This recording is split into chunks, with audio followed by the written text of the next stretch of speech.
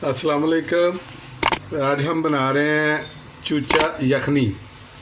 ये हमने एक छोटा सा चिकन लिया है, ये देसी चिकन है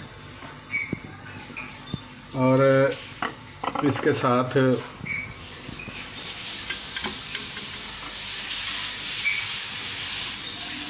इसमें हम डालेंगे नमक, काली मिर्च साबुत डालेंगे, अदरक, लहसुन और प्याज।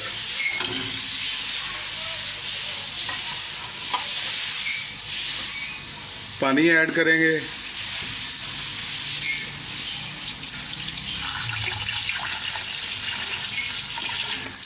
इसमें 3 लीटर पानी डालेंगे और इसको फिर हल्की आंच पे पकने के लिए रख देंगे। तकरीबन 2 घंटे पकाएंगे और उसके बाद फिर सर्व करेंगे।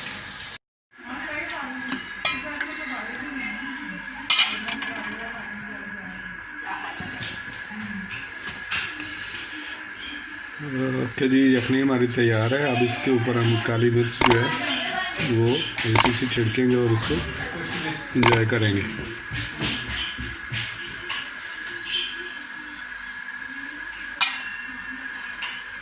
अल्लाह हाफिज़।